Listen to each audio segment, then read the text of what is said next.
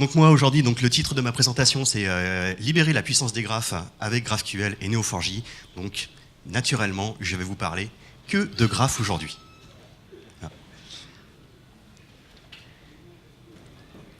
Donc avant tout, je vais me présenter. Donc je suis Benoît Simard, je suis consultant chez Neo4j. J'ai plusieurs casquettes. J'adore l'open data et je fais partie d'une association qui s'appelle Libertic. Donc ça, c'est ma première casquette, libérateur de données. J'adore tout ce qui est libre et bien entendu l'open source. J'ai été développeur web durant plus de 10 ans dans une ESN maintenant, et donc j'ai un peu viré de bord vu que je travaille chez Neo4j. Donc maintenant, je suis plutôt côté back-end. Ce qu'il faut savoir, c'est que j'ai fait des études de mathématiques, donc j'ai mangé du graphe à fond. C'est pour ça que je mets graphe, dépendant au graphe. Je pense que j'ai même un syndrome de Stockholm à cause de ça. C'est réellement, j'en ai bouffé. Et un jour, dans ma veille techno, quand j'ai vu apparaître la mouvance NoSQL avec une base de données graphes, j'ai fait, je vais essayer, et depuis, j'arrête pas. Voilà. Donc quand on parle de graphe, la première chose qu'on apprend, l'histoire des 7 ponts de Königsberg. Qui connaît cette histoire? Ah, quand même, ça fait plaisir. 3, 4. Voilà. Donc l'histoire des 7 ponts de Königsberg, c'est simple, c'est un problème mathématique. D'ailleurs, je pense que la ville de Königsberg est connue que pour ça. Voilà. C'est est-ce qu'il est possible de faire un circuit touristique dans la ville en passant une seule fois parmi tous les ponts? C'est ça, et de faire le circuit, de revenir à son point de départ. C'est ça le problème initial. Et ce qu'il faut savoir, c'est que c'est Neola Euler qui a fait la théorie là-dessus, qui a répondu à la question comme quoi non, c'était pas possible, qu'il fallait rajouter un pont ou casser un pont. Voilà. Donc comment il a fait ça? Il a pris la ville ici, il a enlevé un peu toutes les rues, etc. Il a commencé à avoir un petit schéma comme ça, et puis en fait, il en a fait un graphe. Voilà. Où chaque nœud correspond aux portions de terrain et les relations correspondent aux ponts. Voilà. Et grâce à ça, en fait, il a fait la théorie des graphes. Voilà. Donc ça date quand même du XVIIIe siècle. Et c'est vraiment le début de la théorie des graphes. Alors pourquoi je vous parle de ça alors qu'on va parler de GraphQL et de graphes? C'est simplement pour vous dire que le graphe, c'est super. C'est un outil de modélisation. D'ailleurs, voilà. C'est un outil de modélisation super. On peut tout modéliser en graphe. Et d'ailleurs, c'est marrant, tous les projets informatiques commencent sur un coin de Velleda ou sur un bout de papier, on commence à faire des ronds, à les lier entre eux, etc., pour faire notre modèle. En fait, c'est quelque chose de super intuitif. Et on raisonne comme ça. D'ailleurs, notre cerveau est un graphe. C'est ça qui est génial. Donc c'est un outil de modélisation hyper puissant. On peut tout modéliser avec, comme j'ai dit, c'est très intuitif, mais c'est aussi un outil informatique avec une théorie, un outil mathématique qu'on utilise tous les jours. Tous les jours, vous utilisez du graphe. Donc là, j'ai mis quelques exemples. Un disque dur, le file system, c'est un arbre, c'est du graphe. Voilà. Vous avez tous une application de carte sur votre smartphone que vous utilisez, le fameux GPS. C'est un réseau routier, c'est du graphe. Et on utilise l'algorithme de plus court chemin. Qui est capable de me citer un algorithme de plus court chemin? Dijkstra. Qui est capable de m'épeler Dijkstra? Voilà. On en est tous au même point. Donc voilà, mais ce sont les algorithmes qui datent d'il y a plus de 2 siècles. Enfin, c'est extraordinaire. Google a fait l'algorithme de PageRank. Avant, on voyait fond blanc sur fond blanc une liste des mots-clés pour pouvoir remonter dans les résultats. Et Google a fait non, le web c'est un graphe, donc je vais mapper le web en format de graphe. Et après, en fait, vu que le web c'est que des liens entre les pages, la page là, qui a le plus de liens sur un thème spécifique, c'est elle qui est la référence sur cette thématique. Donc c'est elle qui doit apparaître en premier. Voilà. On voit tous sur les sites aujourd'hui de la recommandation. Si vous allez sur Twitter, vous devriez vous abonner. Si vous allez sur Facebook, les amis de vos amis. Si vous allez sur eBay, Amazon, vous devriez aussi acheter ça. C'est le fameux algorithme de filtrage collaboratif. Et derrière, c'est pareil, c'est du graphe. C'est trouver les amis de mes amis avec lesquels je ne suis pas ami. Voilà. C'est juste ça. Voilà. Et pour ça, il faut parcourir les relations. Voilà. Et si vous allez sur eBay, c'est dès que vous mettez quelque chose dans votre panier, c'est quelles sont les personnes qui ont mis le même article que vous, qui ont quasiment le même panier, et qu'est-ce qu'elles ont acheté que vous n'avez pas mis dans votre panier. C'est le même principe. Je cherche quelqu'un de similaire ou quelque chose, et je regarde qu'est-ce qu'ils ont fait que moi je n'ai pas fait. Et pour ça, voilà.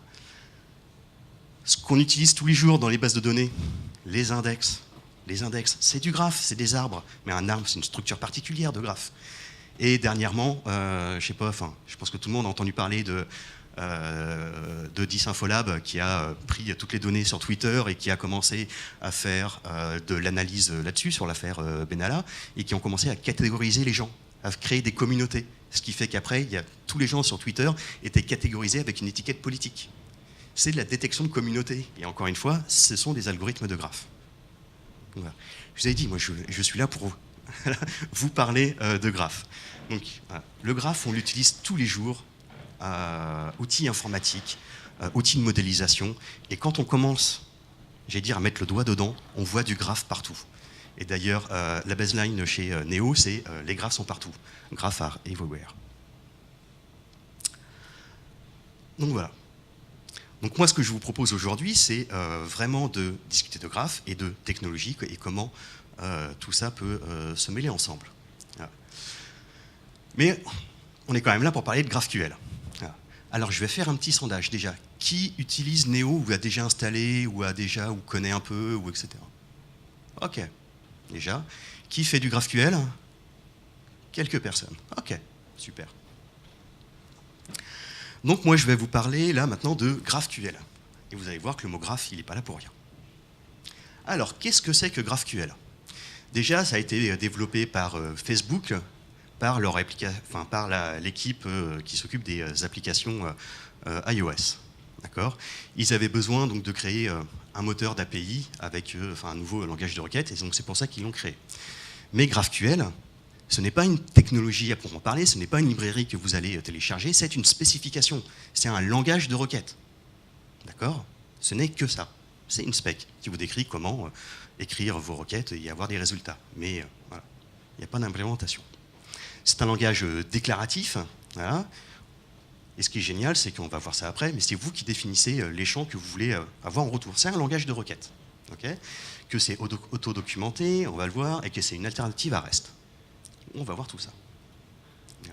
Voilà. C'est adopté quand même par pas mal de gens maintenant, donc ça je passe, mais c'est un peu pour dire que vous pouvez l'utiliser.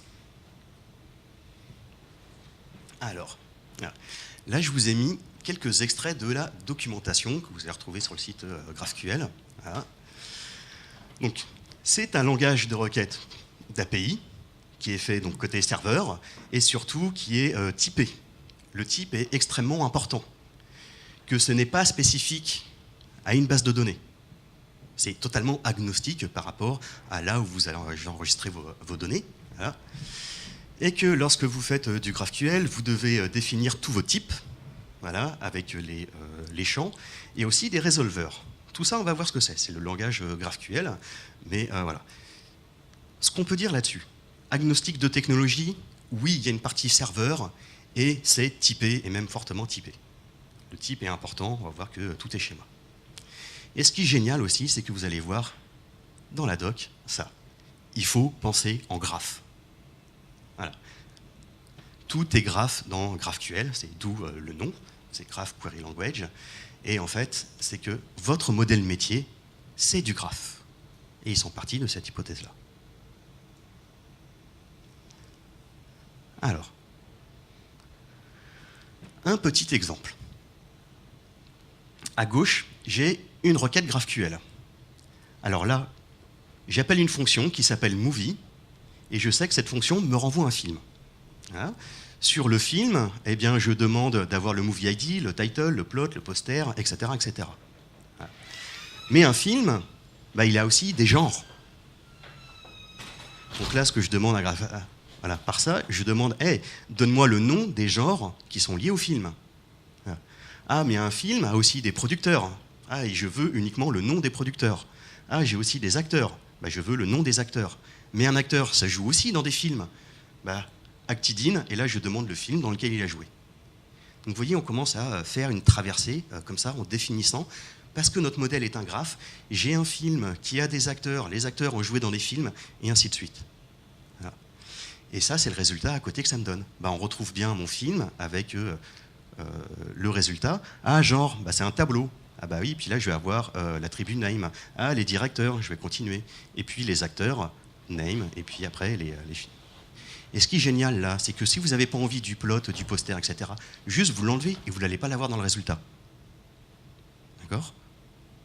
En fait, ils sont partis du principe que lorsque vous voulez afficher une page d'une application web ou d'une application iOS, bah, vous partez d'un point et vous demandez en fait une traversée, je vais dire dans votre graphe, un graphe de dépendance des objets. Mais vous partez d'un point et en fait vous vous propagez dans votre modèle en graphe.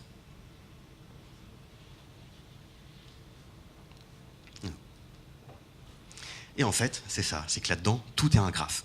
Votre requête est un graphe et votre modèle métier est un graphe. Cette requête-là, que je vous ai décrit, bah, ici, j'ai le nœud matrix, qui est le film. Ah, bah, en bleu, j'ai les acteurs. Ah, bah, les acteurs ont joué dans d'autres films. Ah, le film, bah, là, j'ai les directeurs. Et puis bah, là, j'ai les genres qui sont en vert. Donc vous voyez que votre requête, là, que vous avez décrit, j'allais dire en JSON, quasiment, qui est d'ailleurs le résultat que vous avez directement, mais c'est réellement un graphe. Votre modèle métier est un graphe. Et donc, vous vous propagez dedans. Vous partez d'un point et vous vous propagez. Vous prenez toutes les dépendances. Voilà. Ce qui fait pour ça, il faut dans GraphQL pouvoir définir un schéma. Tout dans GraphQL vient du schéma de vos données que vous devez définir. C'est pour ça qu'il y a donc un langage de définition du schéma, d'accord ? Et celui-ci, en fait, il y a 3 choses à savoir. Il y a 3 vocabulaires. Le type, les queries, les mutations. Les types, c'est ce qui va vous allez définir en fait vos objets. Qu'est-ce que c'est qu'un film? Que contient en fait un objet film? Bah, il contient un objet titre, il contient un objet description, etc., etc. Okay, on va voir des exemples juste après. Et à côté de ça, il y a les queries et les mutations. Les queries, en fait, c'est les services que vous allez exposer, si vous voulez, enfin les requêtes que vous exposez aux utilisateurs pour venir sélectionner de la donnée. Quand je faisais ici movie, en fait, c'est une requête. C'est une fonction d'appel à ma base.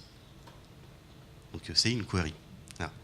Et ils ont différencié en fait les select avec les updates et les insert. Donc on a les queries et on a les mutations. Les mutations, c'est exactement la même chose, mais c'est uniquement pour les écritures.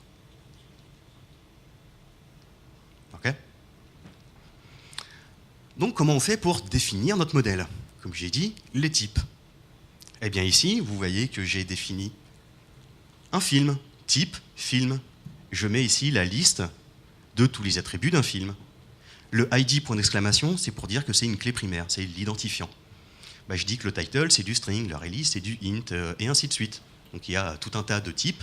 Et d'ailleurs, en plus, dans GraphQL, ce qui est cool, c'est que vous pouvez vous-même définir vos propres types. D'accord ? Et on voit que bah, dans un film, ah, c'est marrant, tiens, il y a un truc qui s'appelle actor. Bah, c'est la liste des acteurs du film. Ah bah en fait, c'est un tableau d'acteurs. Et si on regarde à droite, bah, j'ai un type acteur. Et on peut même faire de l'héritage. Donc ici, j'ai une interface personne. Et donc, bah, mon type acteur, il implémente personne. Il a un name, il a un nom qui est sa clé primaire. Et puis, bah, un acteur, bah, ça joue aussi dans les films. Donc j'ai défini ici un attribut actidine et qui renvoie un tableau de film. Donc vous voyez en fait là le graphe qu'on est en train de faire. Donc ça, c'est le type, c'est le schéma, c'est juste la définition de vos objets et comment ils sont liés les uns avec les autres. Voilà. Plutôt simple. Maintenant, on va voir les queries et les mutations. Comme j'ai dit, les queries, c'est vraiment les points d'entrée, c'est les fonctions qui permettent de venir requêter votre graphe. Donc là, bah, j'ai un movie by ID, par exemple. J'ai créé ma fonction movie by ID, je lui donne un ID et ça me renvoie un film. Bon, bah voilà. Hein. J'ai movie search, par exemple. Je donne quelque chose que je vais rechercher avec la pagination, le skip, le limit, et ça me renvoie aussi un tableau de film. Ah, et j'ai un movie merge ou movie insert, etc. Et ici, je lui donne la liste des paramètres d'un film, et ça, c'est fait pour mettre à jour mon film dans ma base. Et on va faire exactement les autres à côté. Donc, vous voyez, vous définissez vos types, mais vous avez vos fonctions pour venir requêter. Voilà, et donc là, vous allez devoir coder réellement qu'est-ce qui se cache derrière ça.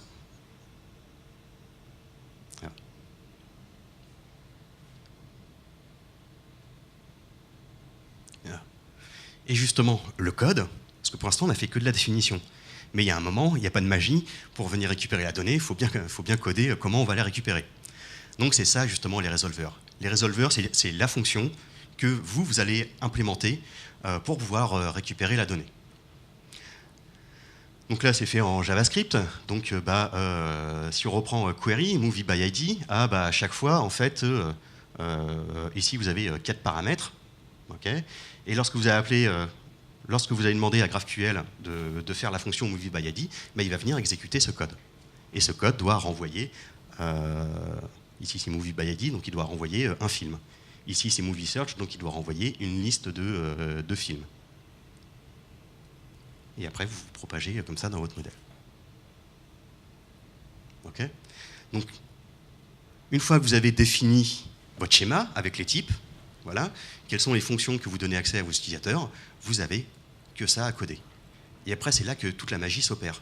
C'est-à-dire que même si vous faites des traversées, c'est l'implémentation de GraphQL qui va lui-même faire les bonnes requêtes, enfin appeler les bons résolveurs, pour pouvoir vous donner toutes les données. Ça va jusque-là? Parfait. Ok. Donc ça, c'était vraiment les bases de GraphQL et comment l'implémenter. Mais alors maintenant, pourquoi GraphQL? Il existe déjà tout plein d'outils pour récupérer les données, que ce soit en web ou etc. Donc on va faire, voilà. Déjà, il existe REST. Pourquoi inventer du GraphQL alors qu'il y a déjà REST? Tout d'abord, dans GraphQL, tout est une question de schéma. Et tout votre schéma est typé. D'accord? Donc vous avez une interface où vous êtes sûr que si vous avez défini un titre, enfin un film avec un titre qui est de type string, c'est ça que vous allez avoir. Alors qu'on sait très bien qu'en REST, on va regarder la documentation, mais il n'y a rien qui nous confirme que c'est ça. D'accord? Donc déjà là, tout est typé. Hein?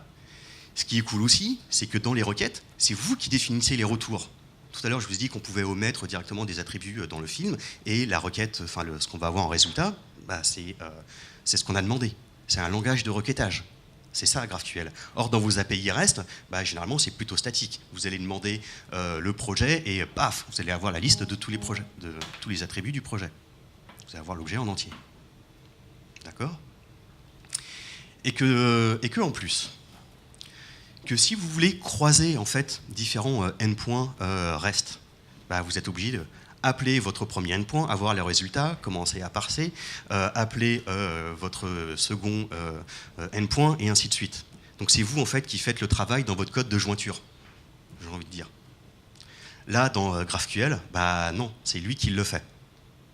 Vous n'avez pas du tout à faire ce code. La seule chose c'est les résolveurs. Mais c'est lui qui gère tout ça. Donc en fait, quelque part, il y a un proxy ici en plein milieu avec un nouveau langage de requête et c'est lui qui fait le dispatching. Et ce qui est génial, c'est que ce dispatching, comme j'ai dit, vous avez uniquement à écrire vos résolveurs. Et vous pouvez avoir un champ de votre objet film qui vient de Elastic, alors que tout le reste vient d'une autre base de données. Et c'est ça la puissance, voilà.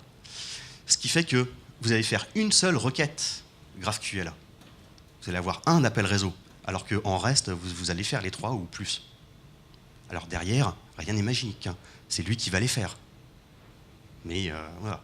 Ce qui fait qu'en tout cas, au niveau de votre application mobile ou web, vous allez avoir qu'un seul flux, et en plus, vous maîtrisez la liste des champs, donc vous prenez uniquement ce dont vous avez besoin, donc vous limitez en fait votre empreinte sur le réseau.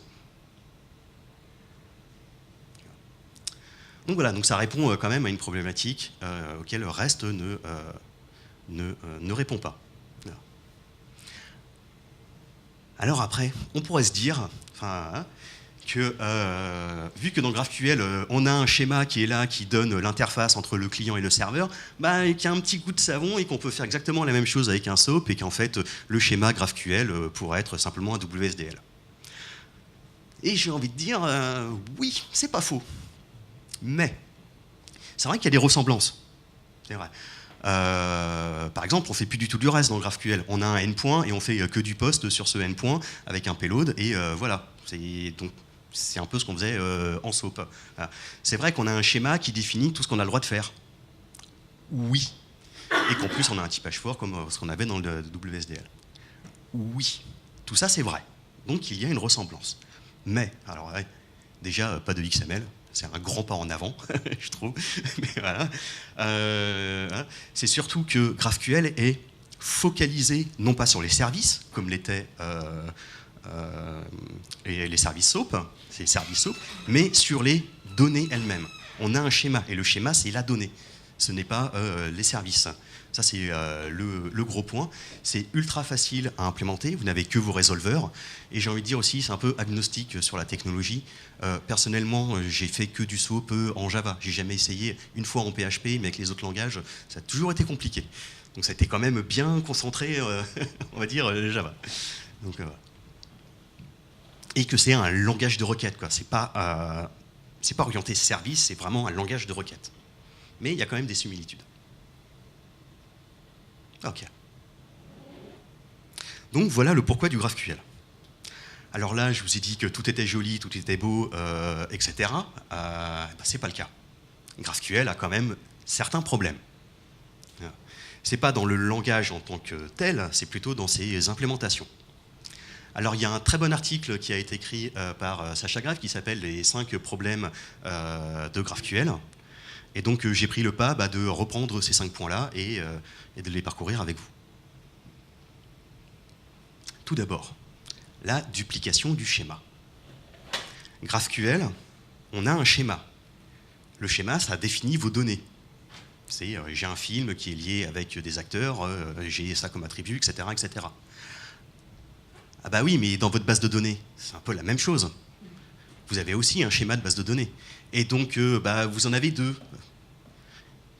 Et vous devez un peu avoir une fonction bijective de transformation de l'un vers l'autre. Bah oui, à un moment, les 2 communiquent. Donc c'est un petit peu chiant, on est en train de refaire un schéma à partir d'un schéma. C'est totalement chiant, consommateur de temps et de nœuds au cerveau. Donc qu'est-ce qu'on pourrait faire d'autre? Et si on pouvait les fusionner? Ça serait quand même cool d'avoir qu'un seul schéma. Qu'on puisse générer directement le schéma GraphQL à partir de celui de la base de données. Ou inversement, on s'en fiche, mais que ça soit le même, qu'il n'y ait qu'une seule interface, voilà. Ah bah oui, mais pour ça, GraphQL, le schéma, votre modèle métier, c'est du graphe. Donc en fait, il faut d'avoir des systèmes de stockage qui gèrent les relations. Ah, je ne peux pas prendre du clé-valeur, quoi, ça ne va pas marcher. Il faut quelque chose qui gère les relations. Quelles sont les bases de données qui gèrent les relations? Ok, il y a les bases de données relationnelles qu'on utilise tous depuis plus de 30 ans. Mais surtout, moi je suis là pour vous parler de graphes. Il y a les bases de données de graphes. Eh ouais. Et ce qui va vous me permettre d'introduire le concept de graphe de propriété qu'on utilise chez Neo. Donc un graphe, c'est composé de nœuds et de relations. Jusque-là, pas de souci. Voilà. Les nœuds, voilà, que vous voyez ici, peuvent avoir ce qu'on appelle des labels. C'est grosso modo le type du nœud. C'est une étiquette que je viens poser sur le nœud pour définir des ensembles cohérents de nœuds dans ma base de données. Donc ici, j'ai les nœuds personnes, ici j'ai les nœuds email, ici j'ai un nœud, etc., etc. Et vous voyez que on peut voir ça comme le type du nœud. Simplement, en fait, un nœud chez Neo peut avoir entre 0 et n labels. C'est pas un unique. D'accord? Sur les nœuds, on va venir poser des propriétés. Donc ici, le nœud personne a l'attribut name, John, last name, etc., etc. Voilà. Généralement, ça correspond aux entités de votre modèle métier. Ce qui est important pour vous est un nœud. Ce qui est important pour votre modèle métier en modélisation graphe, ça doit forcément être un nœud. D'accord? Et ensuite, on a les relations. Les relations, forcément, ce qui permet de lier 2 nœuds entre eux, comme ici à Create. Voilà. Et chez Neo, on fait du graphe orienté. C'est-à-dire que la relation, elle a un sens. Vous voyez qu'à chaque fois, ici, il y a les petits sens, enfin, il y a les flèches. Voilà. Et les relations ont forcément un type. Donc ici, created, detail, own, support, son, et ainsi de suite. Voilà. Et en plus, les relations elles-mêmes peuvent avoir des propriétés. Voilà. Donc c'est comme ça qu'on stocke de la donnée dans une base de données graph telle que Neo. Ah bah c'est super ça. Pour GraphQL, on a vu tout à l'heure, j'ai un film qui est lié avec des acteurs, etc. Et je vous avais même mis en fait un dessin de graphe sur la droite, voilà, qui est en fait le graphe qu'il y avait dans Neo. Ce qui fait que là, en fait, on a un matching parfait entre le modèle GraphQL et on peut directement le stocker dans Neo. C'est la même chose, on fait du graphe. Voilà. Et ben pour ça, on a développé un plugin, même plusieurs, GraphQL pour Neo4j. Okay. Voilà. Qu'est-ce qu'il permet de faire? En fait, à ce plugin, vous lui donnez votre schéma GraphQL et il va vous générer tout ce qu'il faut pour le GraphQL. Ici, vous avez un schéma GraphQL. Vous voyez qu'il n'y a que les types et vous voyez qu'il y a des petites annotations.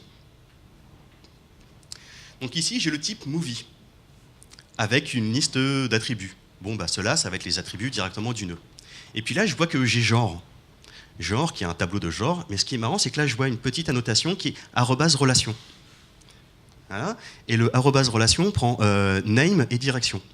C'est-à-dire que là, rien qu'en faisant ça, je suis en train de dire à la base, ah bah au fait, j'ai un nœud film, j'ai des nœuds genre aussi à droite, et pour trouver ici tous les genres, bah, tu vas simplement prendre toutes les relations entrantes, sortantes, qui sont de type in-genre.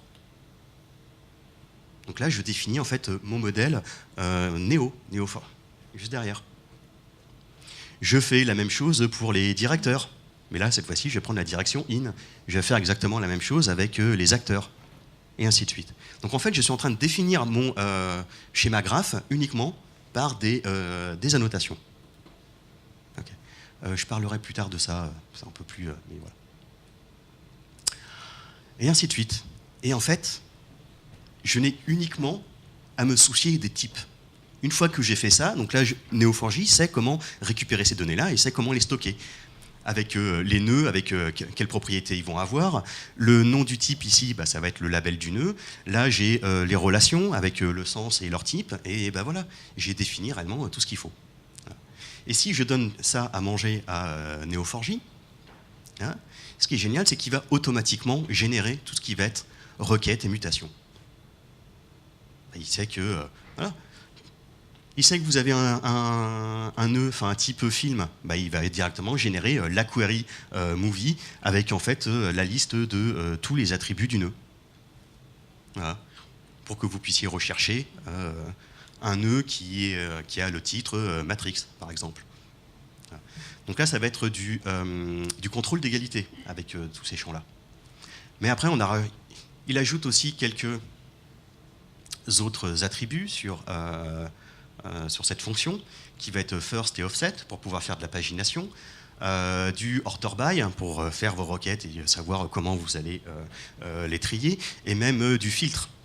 Donc ici, c'est un objet filter qui va vous permettre de faire par exemple du like en XUL ou du contains, qui va vous permettre de faire des recherches plus poussées.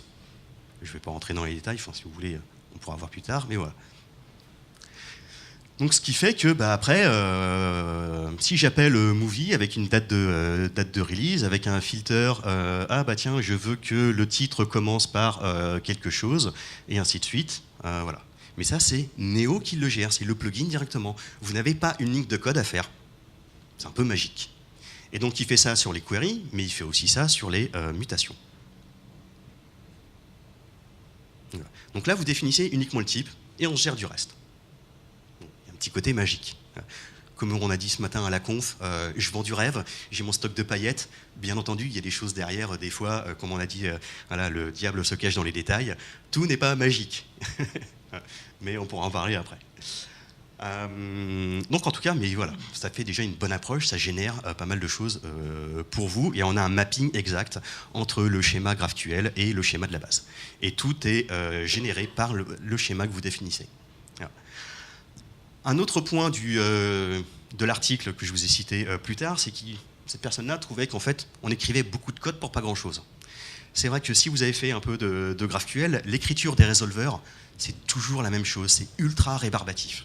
Mais là, avec ça, bah, en fait, on les écrit même plus. Donc en fait, beaucoup de code pour pas grand-chose, bah, c'est validé. Okay. Un point qui vient souvent avec GraphQL, c'est qu'on peut avoir des performances au rabais. Pourquoi ça? C'est, comme je vous l'ai dit, ici, quand vous faites du GraphQL, vous partez d'un point, donc ici par exemple votre bloc de poste, vous voulez le titre, le texte, vous allez vouloir les commentaires, ok, sur chaque commentaire vous voulez avoir l'auteur du commentaire, voilà, vous allez prendre son nom, mais cette personne-là, elle a peut-être aussi écrit des blog posts, bah, vous les voulez, et ainsi de suite, et vous faites comme ça une requête récursive. Ok. Si derrière vous commencez à traduire ça en SQL, vous allez voir soit le nombre de requêtes que vous allez faire ou la tête de vos jointures. Ça devient ultra complexe. Donc quand vous faites, en fait ce que vous êtes en train de faire ici, c'est ce qu'on appelle une traversée en graphe. Vous partez d'un point et vous vous propagez dans le graphe. C'est ça que vous êtes en train de faire. Or les bases de données SQL, c'est pas ça leur principe. Le mot relationnel des bases de données vient de l'algèbre relationnelle, et en fait c'est la théorie des ensembles, et donc vous commencez à croiser un ensemble avec un autre ensemble, avec un autre ensemble, avec un autre ensemble, et là vous commencez à faire le produit cartésien de la cardinalité de vos tables, et juste les performances s'effondrent. Donc pour faire des requêtes de ce genre-là, bah, en fait c'est des traversées en graphe, et donc il faut des bases de données de graphe. Voilà. Alors j'ai dit que c'est la killer feature de GraphQL, et c'est vrai. Et dans les deux sens. C'est génial de pouvoir faire ça. Voilà. Parce que ça vous permet réellement de faire une requête et d'avoir toutes les données possibles en une seule requête pour afficher les données de votre page. C'est super. Voilà. Par contre, c'est aussi la killer feature, parce que si vous commencez à faire beaucoup de jointures, de traversées, que vous allez faire de la profondeur ou de la récursivité, bah, vous allez avoir des perfs qui s'effondrent. Et vous pouvez même faire tomber vos bases de données. D'accord ? Mais c'est qu'en fait, vous donnez une grande responsabilité aux personnes qui vont utiliser votre endpoint GraphQL. C'est plus vous qui avez la main de quelle est la requête qui va être générée, mais ça va être l'utilisateur de votre API. Et bah, s'il fait des requêtes compliquées, bah, ça va être compliqué, ça va prendre du temps, et voilà. Donc c'est pour ça, un grand pouvoir implique de grandes responsabilités. Ça, je l'ai dit juste avant. Voilà. Là, en relationnel, vous faites la jointure des ensembles, alors qu'en graphe, on va aller chercher le premier nœud, et après, on va venir se propager dans le graphe. D'accord ? Ici, les relations sont calculées. Lorsque vous faites une jointure, en fait, vous calculez les relations. Alors que dans les bases de données orientées graphe, les relations sont stockées sur le disque dur. Donc on les a. Donc on a un nœud, et après, bah, on a simplement à suivre les pointeurs sur le disque dur pour avoir les nœuds voisins. Et donc, ainsi de suite. C'est pour ça que les bases de données graphes sont ultra rapides pour parcourir les relations. Elles ne sont pas calculées, elles sont déjà là. Ouais, on triche un peu. Et voilà. Ouais, je vais passer ça rapidement. Donc ça, voilà, c'était réellement le problème des traversées et de la récursivité qu'on peut voir rapidement sur du GraphQL. Et il y a un autre problème. On peut faire beaucoup de requêtes inutiles. Ok. Alors, imaginons que j'ai un post, une liste, pardon. Imaginons que j'ai une liste de blogs, enfin de posts, et que je veux récupérer l'utilisateur, enfin l'auteur de ce blog post. Okay, donc je vais récupérer en fait la liste de mes 10 posts, et pour chacun d'eux, je vais demander à GraphQL de me trouver l'auteur, et en fait il va refaire une requête SQL derrière pour retrouver, ou enfin une autre requête, pas forcément SQL, enfin il va faire une autre requête à la base de données pour trouver l'auteur, parce que c'est comme ça que vous avez écrit votre résolveur, l'auteur, paf, qui va chercher, qui fait telle requête. C'est-à-dire que si vous voulez faire ça, en fait, vous faites une première requête pour avoir la liste des postes, et après, pour chacun des postes, vous faites une requête pour avoir l'auteur. Pour une requête, vous commencez à faire 11 requêtes dans votre base de données.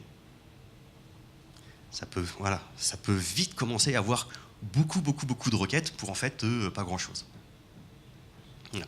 C'est ce qu'on appelle le N+1 problème. Voilà. Donc, qu'est-ce qu'on pourrait faire pour limiter ça? Voilà. Il y a une solution qui a été implémentée par Facebook qui s'appelle Data Loader. Qu'est-ce qu'ils font? Déjà, ils batchent toutes vos requêtes et en plus, ils créent du cache. C'est-à-dire que dans votre liste de 10 postes, si à chaque fois c'est 10 fois le même auteur, il va faire qu'une seule fois la requête, parce qu'il le voit. Déjà, enfin voilà. Mais bon, ça implique un système de gestion du cache. Ça implique de rajouter aussi une librairie. Voilà. Mais ça existe. Voilà. Oui, même Facebook, c'est eux qui l'ont créé, ils étaient déjà au courant de ce problème-là. Ok, donc ça on peut le faire avec n'importe quel système de stockage derrière. Voilà. Mais ce qui serait cool, ce serait qu'on puisse générer qu'une seule requête, au lieu d'en avoir 11. Bah ouais. C'est un peu le job de la base de données, après, de se débrouiller avec son cache, est-ce qu'il y a une duplication, est-ce qu'il y a, etc. On s'en fiche, ça c'est son problème. Moi je lui demande, j'aimerais faire une requête et avoir le résultat. Voilà. Eh ben c'est possible. Voilà. Chez Neo4j, on a développé un langage qui s'appelle Cypher. Voilà. Tout est sorti chez nous de Neo, donc forcément, on a Cypher. Cypher, donc c'est le SQL du graphe, c'est un langage déclaratif qui a été donc inventé par Neo4j et qu'on a mis en open source il y a 2 ans, oui, c'est ça, et qui est maintenant implémenté d'ailleurs chez SAP HANA, Redis, AgentGraph, et tout un tas d'autres, et d'ailleurs qui est en cours de standardisation. Donc il va être nommé GQL pour Graph Query Language, voilà, et donc c'est cool. Comment ça fonctionne? Dans Cypher, quand on fait une requête Cypher, c'est toute une histoire de pattern. Je cherche les amis de mes amis, par exemple, c'est un pattern graph. Voilà. Voilà. Donc là, j'ai un pattern, qui est un pattern graph. Voilà. Je donne ça à la base de données, et la base de données va me répondre tout ce qui correspond à ce pattern, tout ce qu'elle trouve qui correspond. Si tout ça, là, le graphe à droite, c'est ma base de données, ici, j'ai un résultat. Ici, j'en ai un autre. J'en ai un autre encore là, d'ailleurs, et ainsi de suite. Mais voilà. Je définis un pattern, je le donne à la base de données me renvoie tout ce qui correspond à ce pattern. Voilà. Donc ça, c'est la théorie. Comment on fait ça? Comment on décrit un pattern? Eh bien, on fait ce qu'on appelle de l'ASCII art. Un nœud, chez nous, c'est une parenthèse ouvrante, une parenthèse fermante. Une relation, c'est tiret-flèche. Voilà. Si vous voulez mettre le type du nœud, on ouvre la parenthèse et on fait 2 points personne. Donc là, je cherche un nœud ayant le label personne. Voilà. Si je veux donner le détail d'une relation, là, j'ouvre des crochets, je mets 2 points nose. Voilà. Et si je veux mettre des propriétés, je fais une notation JSON simple ici. J'aurais pu très bien aussi mettre la même chose là. Et ainsi de suite. Mais c'est très visuel. C'est comme ça que je définis les patterns. Ok. Quel temps ouais, ça va être bon. Donc là, je vous fais un jump en compétence qui va être un peu terrible. Mais voilà. Donc là, je vous mets une requête Cypher. C'est un peu pour vous montrer, mais je vais vous la décortiquer. Voilà. Donc, match d'un pattern. On fait du pattern matching. Donc nous, en fait, on ne fait pas de select, on fait du match. D'accord? Je définis un pattern. Ok. Parenthèse ouvrante, parenthèse fermante. Ici, c'est un nœud. Je vois que 2 points personne. Je cherche un nœud ayant le label personne et ayant l'attribut name pour Tom Hanks. Donc là, j'ai le nœud Tom Hanks. Super. Je parcours les relations actidines sortantes. J'arrive sur un nœud. On joue dans un film. Ok? Donc ici, j'ai un film, et je regarde en fait les autres relations de type actidine rentrantes sur ce nœud. J'arrive sur un nœud que j'ai nommé coacteur. Coacteurs, ce sont les personnes qui ont joué dans les mêmes films que Tom Hanks. J'ai les collègues de Tom Hanks. Ok? Ça se lit bien jusque-là? La deuxième ligne, c'est exactement la même chose. Mais ici, je pars des collègues. Mais je suis désolé, dans le fond, c'est peut-être un peu petit. Je pars des collègues de Tom Hanks et je vais chercher les collègues des collègues. Ce qui veut dire que là, à la fin, j'ai les collègues des collègues de Tom Hanks. Okay? J'ai une clause-where. C'est pas parce qu'on a inventé un nouveau langage qu'on a réinventé une clause-where ou qu'on a réinventé un count étoile ou un order by, ou etc. Ça reste exactement la même chose. Where note que Tom n'a pas joué en fait avec les coacteurs. Donc là, je vérifie qu'en fait, dans les collègues des collègues, ce n'est pas un collègue. Je sais pas si ça fait beaucoup de collègues à force, hein. Mais voilà. Bref, Ce qui veut dire et ici, je retourne les collègues des collègues, et je fais une petite méthode d'agrégation avec un compte étoile, et là, je suis en train de faire un moteur de recommandation avec qui Tom Hanks devrait jouer. Je suis en train de chercher les amis des amis, c'est le même adage, hein. Je suis en train de chercher les amis des amis avec lesquels je ne suis pas ami. C'est ce qu'on vient de faire, mais appliqué à des films et à des acteurs. Enfin, des acteurs et à des films. Voilà. Donc voilà ce qu'on est capable de faire. Et déjà, si vous comprenez ça, c'est déjà pas mal. Enfin, voilà. Alors, donc ça c'était plutôt une introduction à Cypher. Super. Donc Cypher, on l'a développé, comme j'ai dit, il y a pas mal d'années, et il y a 2 ans, on a rajouté des fonctionnalités GraphQL. On s'est inspiré du GraphQL, notamment dans la clause return.